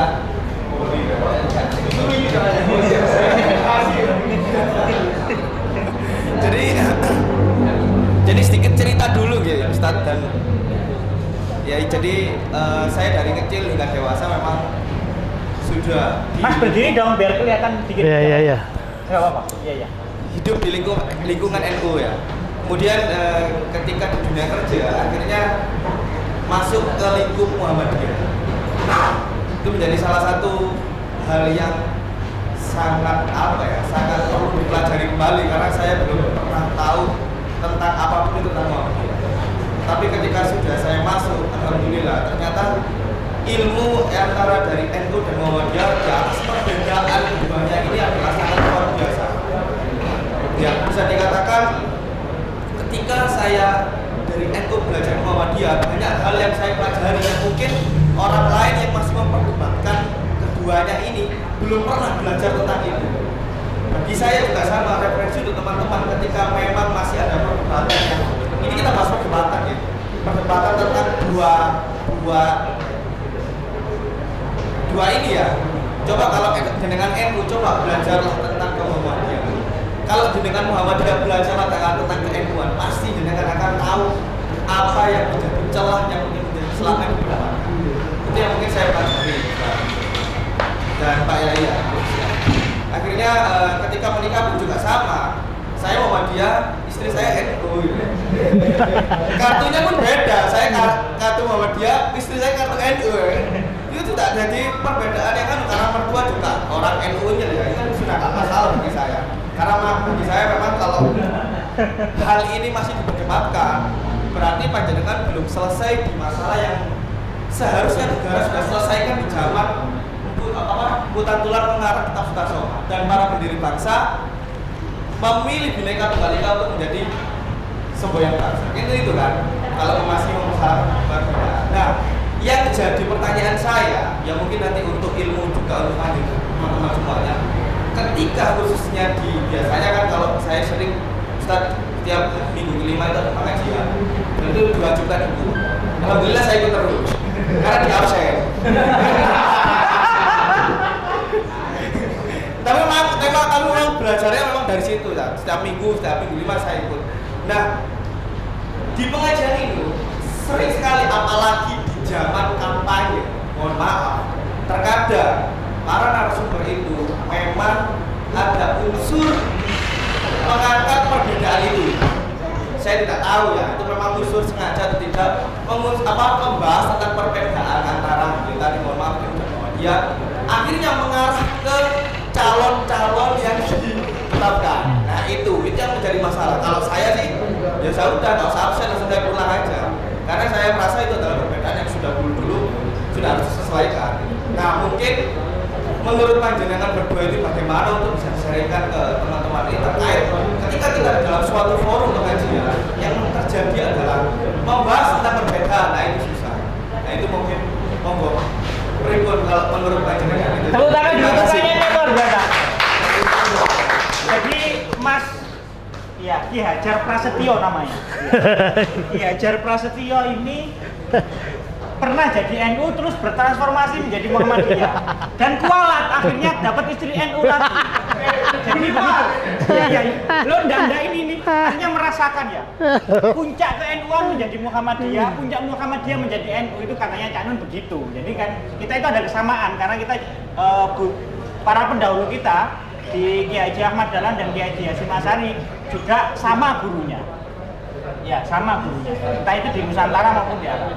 Nah, yang dijadikan pertanyaan adalah sebenarnya simpelnya begini, Pak Yai dan Pak Ustadz. Ketika ada penceramah agama menyelipkan isi kandungan ceramah itu diarahkan kepada politik praktis, itu bagaimana sikap umat? Dengan perbedaan, apalagi dengan bumbu perbedaan antara NU dan Muhammadiyah. Artinya sama nggak nyaman ya ketika NU dan Muhammadiyah? Karena Anda kawin dengan NU dan Muhammadiyah. Jadi alhamdulillah Mas Pras berarti pernah menjadi merasakan kedua ini. Alhamdulillah Mas. Nanti balik NU lagi nggak apa-apa monggo. Jadi ada kartu tanda Muhammadiyah sama ada kartanunya di keluarganya. Anaknya begitu. Oke, monggo Ustadz Zainal antara bagaimana ketika menyikapi di penceramah agama yang mengarahkan pada politik praktis. Ya, terima kasih. Jadi menjadi wajar ketika seorang kiai NU mendoktrin prinsip-prinsip NU. Penceramah Muhammadiyah, audiennya adalah kelompok Muhammadiyah, maka memang wajib mendoktrin prinsip-prinsip Muhammadiyah. Itu saya pikir wajar dan kita harus saling menghormati dan menghargai. Karena memang prinsip-prinsip organisasi itu kan pasti punya sendiri-sendiri. Yang kedua, persoalan kalau misalnya pengajian diarahkan kepada urusan politik, nah itu tergantung yang menilai. Secara pribadi saya memang tidak sepakat. Ya, kalau kemudian pengajian di masjid terus kudu nyoblos si A, si B, si C dan seterusnya, karena itu juga melanggar undang-undang pemilu. Karena pemilu, masjid, sekolah, tempat ibadah tidak diperbolehkan untuk berkampanye. Ini agak jadi reuni ketua KPU ini. Iya. Nostalgia ketua KPU. Kalau memang forumnya forum kampanye, ya memang wajar ya memang kampanye. Tapi kalau forum pengajian masjid memang tidak boleh, baik secara regulasi maupun secara adab penyampaian materinya. Tapi kan pendek. Oh gitu. Jadi ada porsinya ya Pak Zainal. Kalau memang itu dikhususkan memang untuk kampanye ya wajar, tapi kalau memang jangan di masjid. Tapi jangan di masjid. Iya. Monggo Pak Zainul. Jadi kalau saya itu terus terang begini ya. Keluarga saya itu insya Allah hampir 1000 barangkali ya dari keturunan ayah saya. Dan tentu semua basisnya NU. Ya. Yang ke belakang ini agak ada tambahan. Kalau dulu ada NU, kemudian Muhammadiyah, yang belakang ini tambahan LDII. Jadi agak komplit lah. Agak komplit. Rasa tapi Islamnya banyak ya? Yang HTI belum ada. Enggak loh, ini mohon maaf, memang belum ada, enggak ada.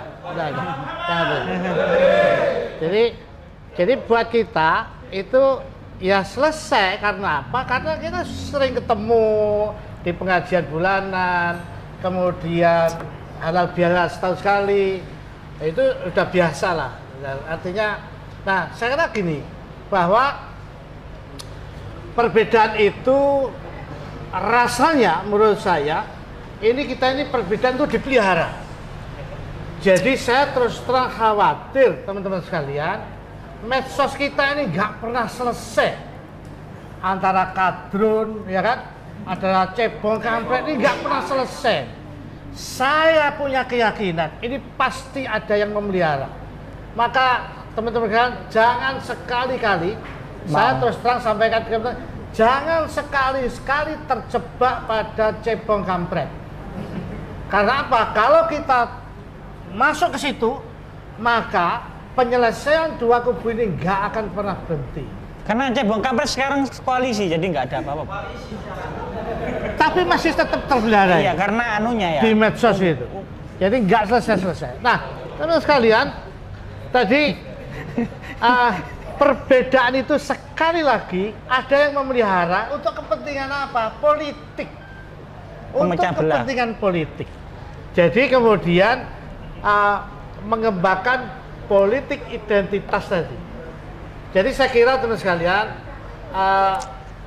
sebetulnya menurut saya perbedaan itu pasti harus selalu ada. Ya, misalnya tadi saya sampaikan ke Pak Kiai Zainal, saya tentu sebagai orang yang bertanggung jawab urus lazismu ya, perbedaan lazismu dan lazismu itu nyata. Saya sampaikan ke beliau tadi, lazismu secara nasional itu sudah di atas 900 miliar. Lazismu baru 200 miliar. Ya kan? Itu kan terjadi perbedaan. Kok kayaan Muhammadiyah sih gitu? jadi saya sampaikan ke teman-teman bahwa masa kalah, Rek. Artinya bahwa perbedaan di dalam hal unggulan, apalagi pengabdian terhadap umat, maka itu harus kita terus berfastabilul khairat. Dan saya kira saya terus terang diajari oleh guru saya, oleh Kiai Sa'ad Ibrahim, bahwa akan ada namanya fastabilul khairat itu kalau dengan sparring yang sepadan. Kalau tidak dengan sparring yang sepadan, maka itu namanya pembunuhan. Makanya tinju itu kan ada kelas-kelasnya kan, mau tinju, mau di apa, WWA apa itu, MMA itu pasti dengan yang sepadan kelasnya ya, sama. Ya kalau kelas berat sama kelas berat lah. Kalau kelas berat sama kelas bulu mau bertanding, namanya bukan fastabilul khairat, pembunuhan itu. Ini yang Jadi sekarang menurut saya di Sidoarjo ini yang harus melakukan penguatan itu Kiai Zainal. karena NU Sidoarjo itu yang paling kuat kan di antara anak lain. Maka kewajibannya Kiai Zainal itu memperkuat Muhammadiyah. Agar apa? Agar bisa berfastabilul khairat, gitu lah. Agar perbedaan itu tidak jomplang, kira-kira gitulah saya kira. Iya. Tadi berarti kode Pak Zainal. Saya kok mikir ini arahnya kemana ya? Antara tinju ring, kemudian MMA yang kelasnya harus sama. Ini harus benar-benar harus dihidupi, perbedaan itu harus dihidupi. Tapi yang saya itu unik, kemarin ini salah satu owner di cafe ini namanya Mas Agung itu nulis di WA. Ini yang tanding ini Newcastle United vs Manchester United. Waduh, PS kan jadi MU vs Newcastle, kelasnya sama Pak. Tapi trofinya banyakan MU harusnya. Nah, cuman karena MU sekarang lagi krisis ya, sama akhirnya statusnya Newcastle sama MU. Oke lah, itu tadi guyonan teman-teman. Jadi, saya mau ke Mas Dimas, ada Mas Dimas, Ketua Ikatan Pelajar Muhammadiyah. Monggo, boleh berpendapat, boleh bertanya. Nanti selanjutnya ada rekan Bustomi atau rekan Ita Aisyah ya, siap-siap ya. Monggo, Mas Dimas. Oke, terima kasih atas waktunya. Ya, perkenalkan nama saya Muhammad Dimas Fitransyah. Di sini saya kebetulan jadi Ketua Ikatan Pelajar Muhammadiyah. Mungkin ingin berpendapat terkait diskusi kali ini sangat menarik ya. Karena di sini dua tokoh besar antara Muhammadiyah dan NU saling bertukar rasa dan saling bercengkrama, berikan satu sama lain wawasan dan juga pengetahuan.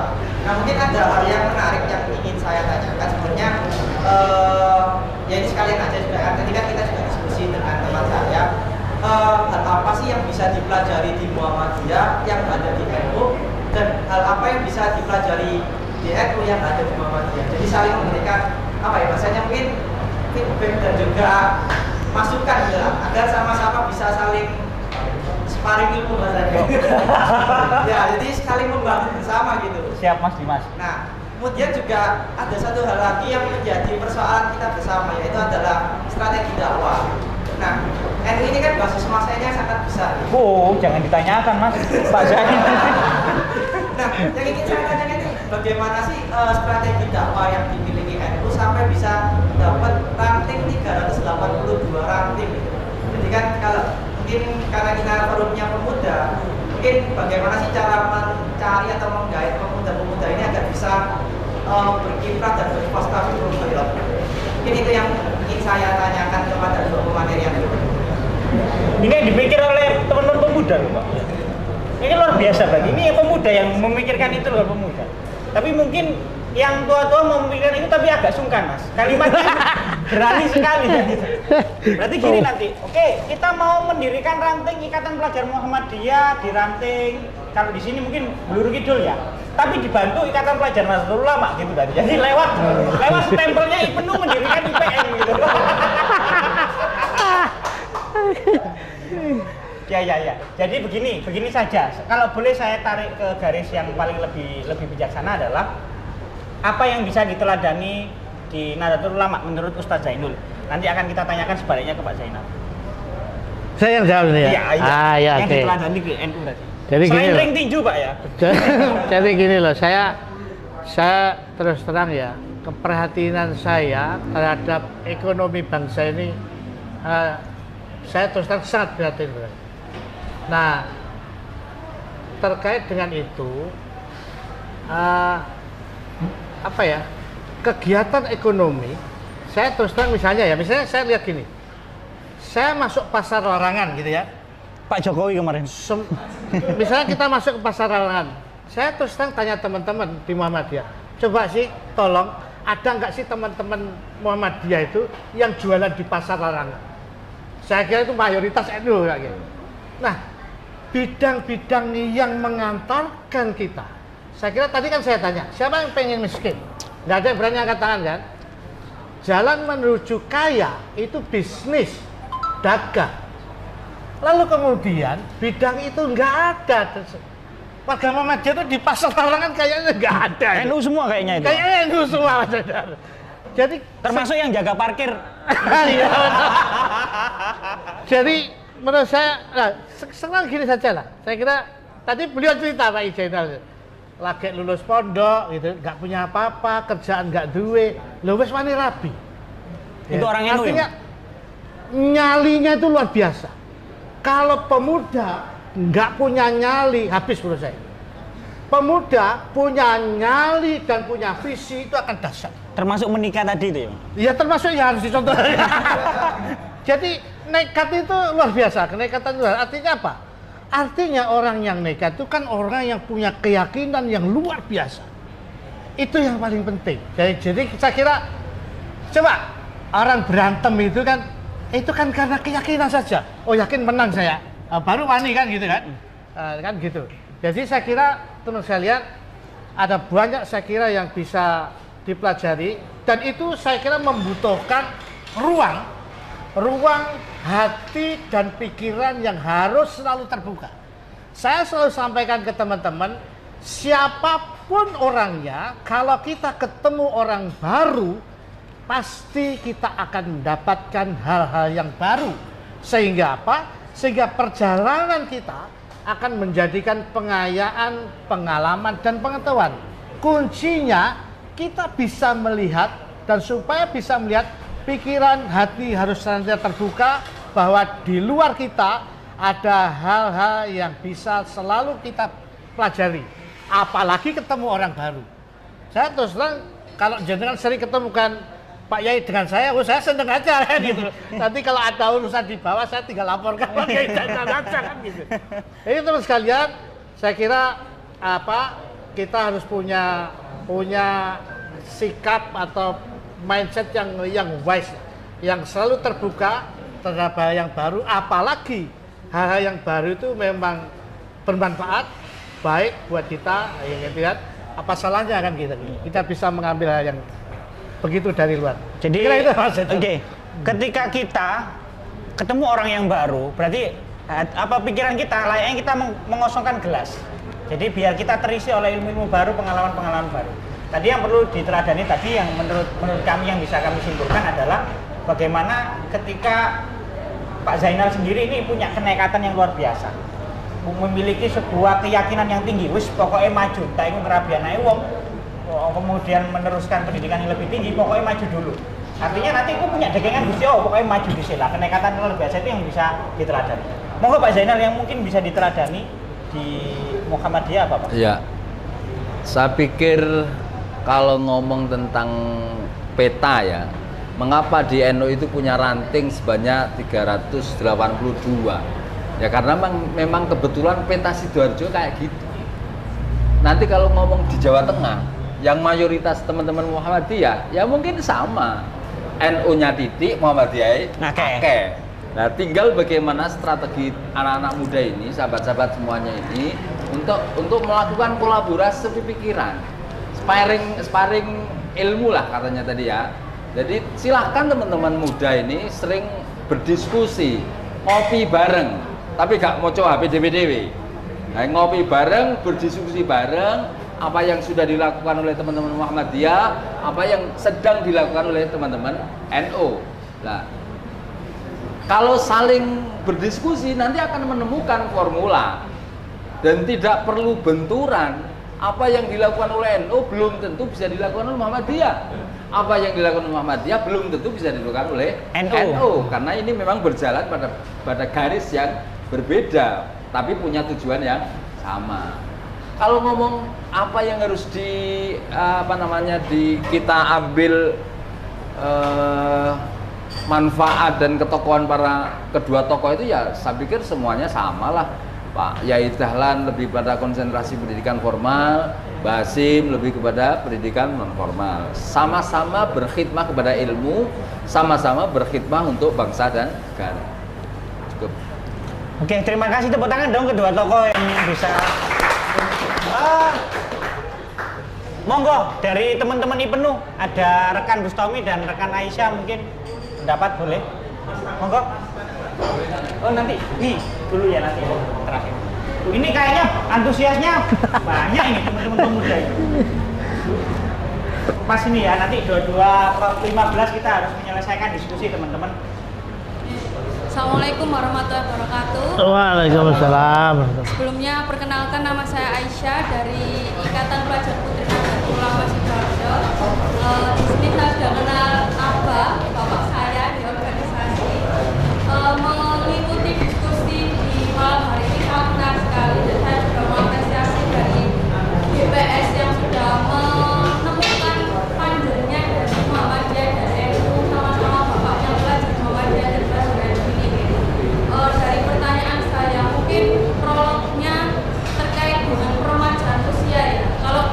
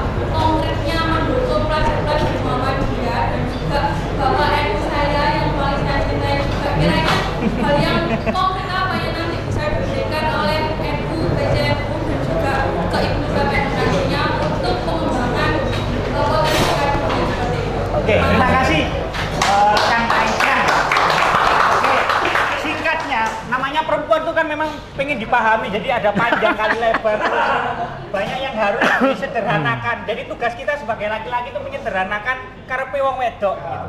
Saya coba menyederhanakan. Kira-kira Bapak dari IPM dan Bapak dari IPNU, dalam hari ini Ketua Muhammadiyah Ketua NU adalah, ada rancangan strategis nggak untuk meningkatkan soft skill atau potensi para kader yang dipelajari ini, supaya nggak orientasinya organisasi, kaderisasi, lebih luas lagi urusan soft skill atau potensi dirinya, gitu. Monggo Pak Zainal dulu, setelah itu nanti. Terima kasih. Apa yang dilakukan oleh PCNU terhadap anak-anaknya, termasuk di dalamnya adalah IPNU dan IPPNU. Nomor satu, tetap merawat organisasi itu dengan melakukan pelatihan-pelatihan. Sehingga di pelatihan-pelatihan yang dimiliki oleh IPNU dan IPPNU, maka PCNU harus hadir di sana.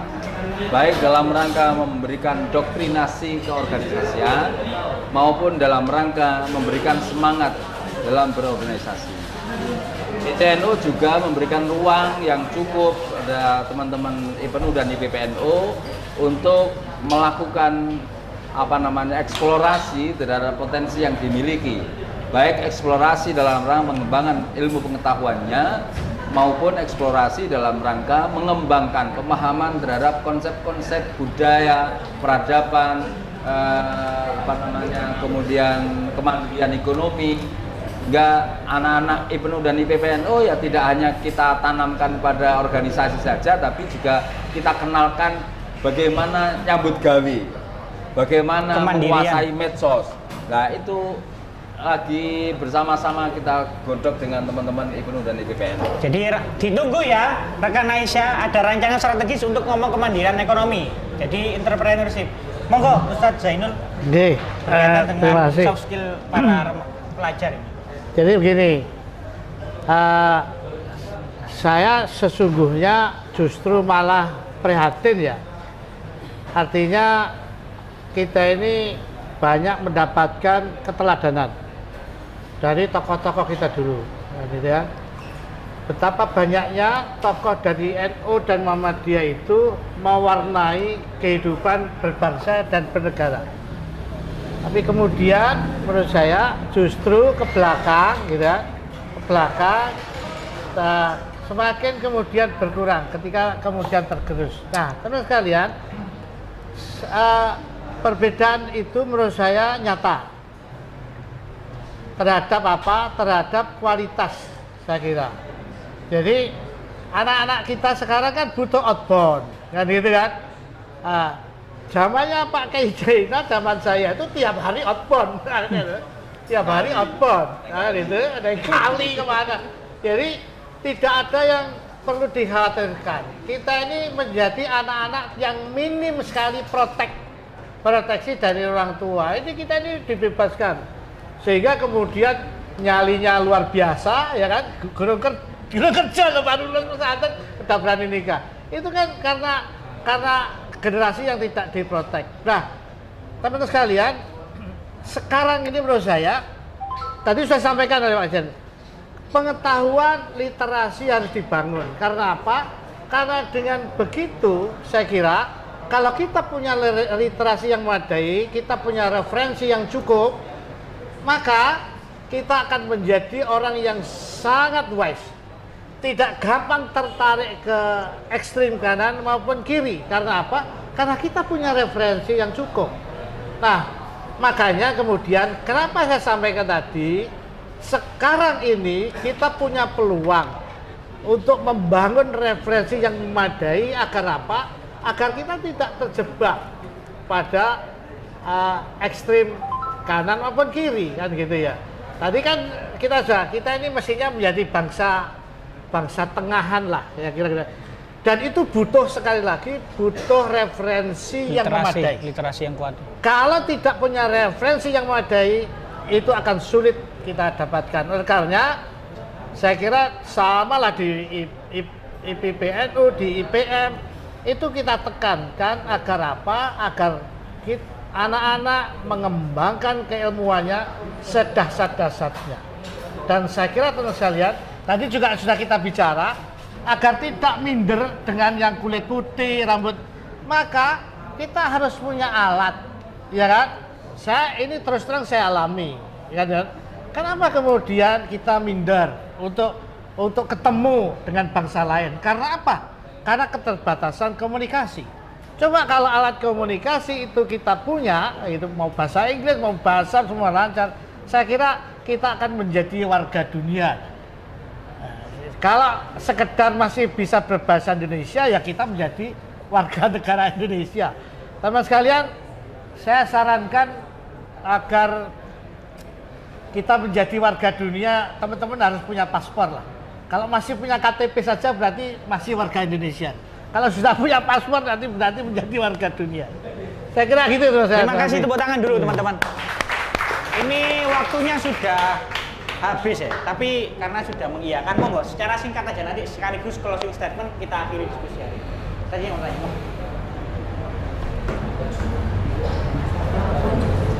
Iya, sesederhana mungkin. Sampaikan secara sederhana. Karena kita laki-laki. Ya.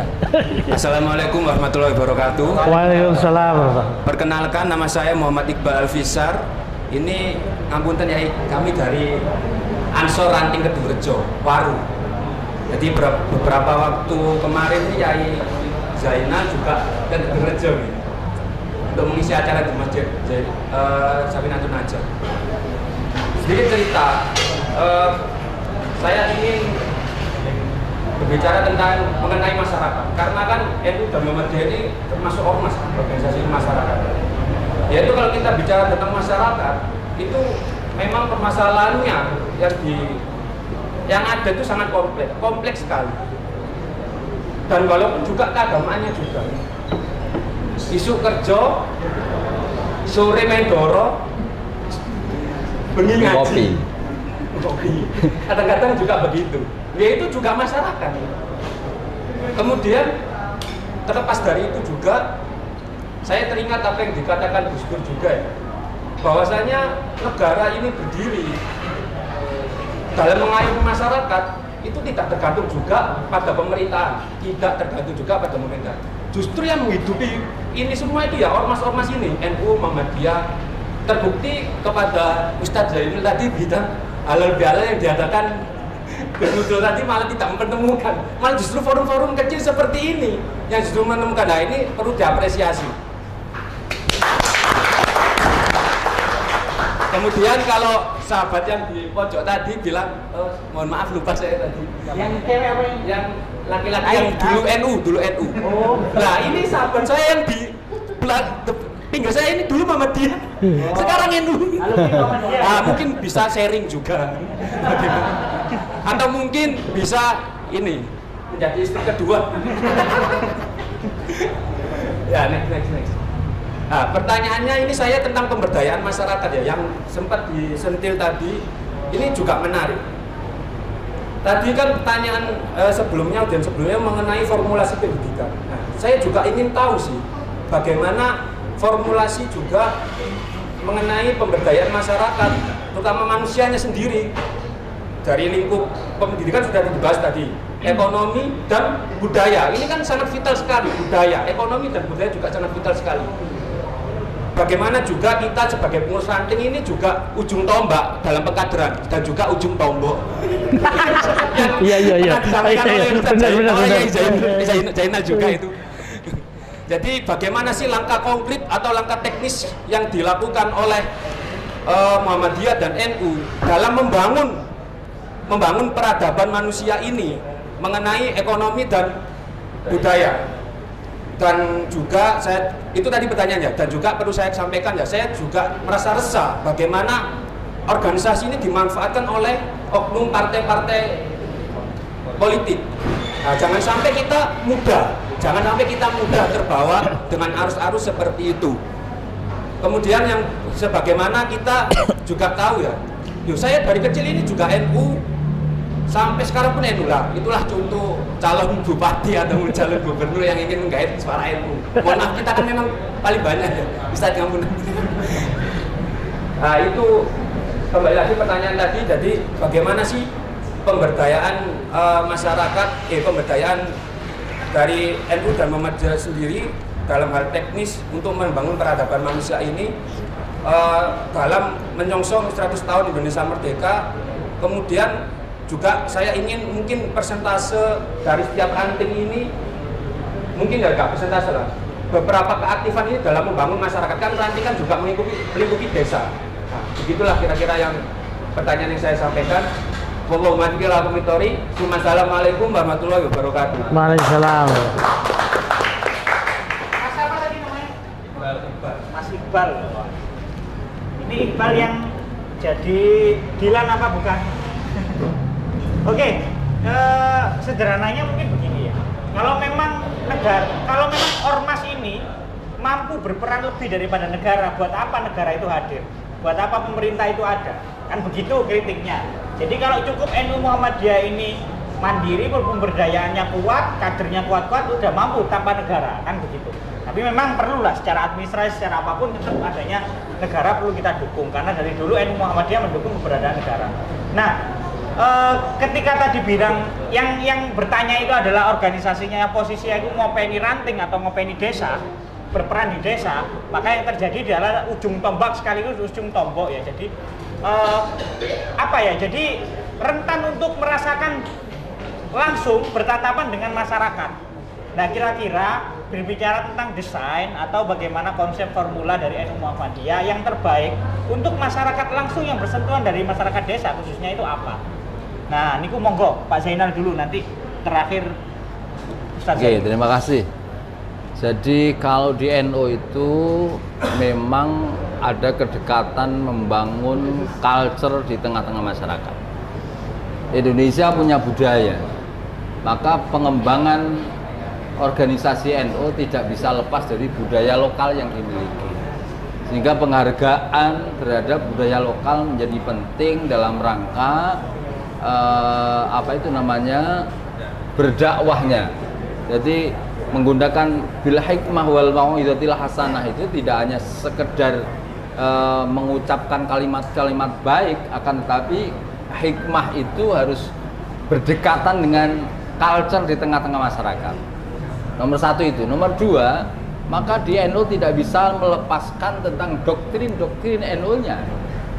Kalau kita lemah dalam melakukan doktrin ke-NU-nya, maka jamaah kita akan mudah terbawa arus oleh paham-paham yang saat ini lagi masuk ke Indonesia, ya. Paham-paham yang sedang memusuhi Indonesia, sedang memusuhi NU, sedang memusuhi organisasi yang lain.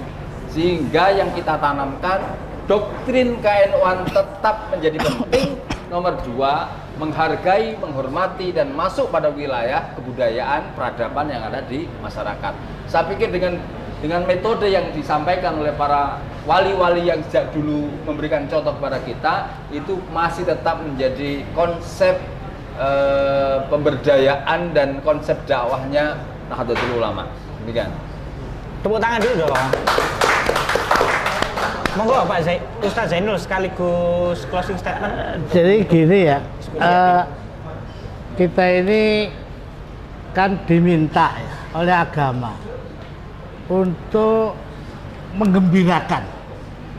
Jangan buat orang lain itu lari.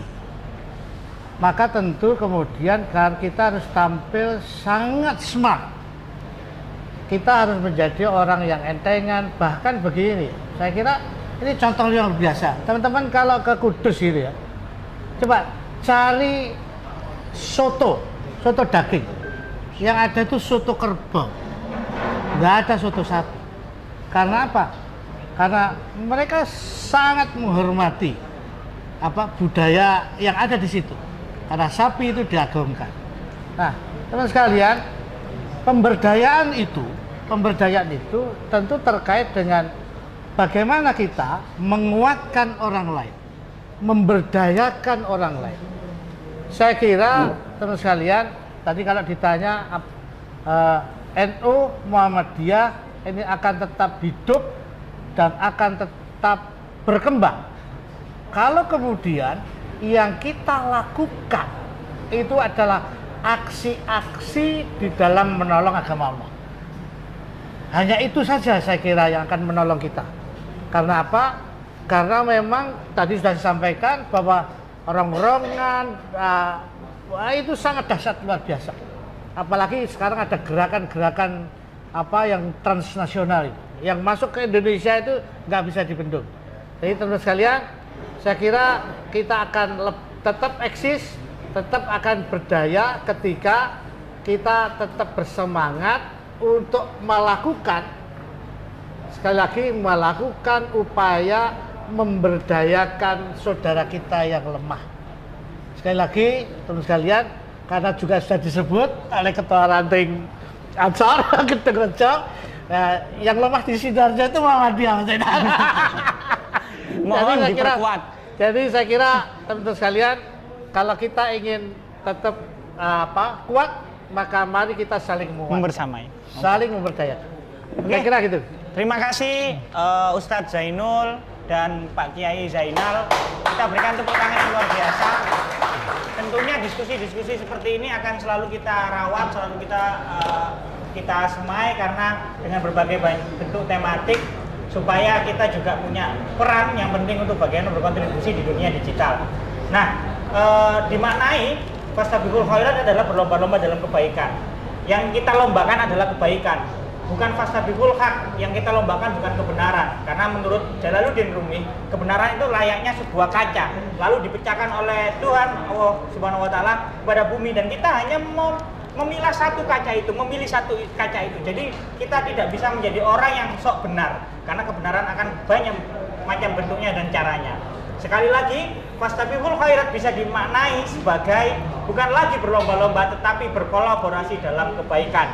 Kiai Haji Ahmad Dahlan, Kiai Haji Hasyim Asy'ari dengan digurui oleh Kiai Haji Soleh Darat memberikan sebuah nilai-nilai yang baik, membangun rumah sakit tentang isu kesehatan, membangun sekolah-sekolah dan universitas untuk dunia pendidikan, lalu mencintai negara dan bangsa ini melalui budaya-budaya yang nyata. Maka ini yang perlu kita teladani dan yang kita rawat bersama sebagai anak bangsa.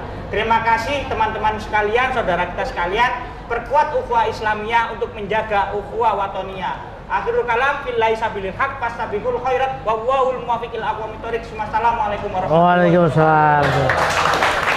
Mas, tolong sama foto mas, sama beliau mas. Bertiga mas Haidar. Sini,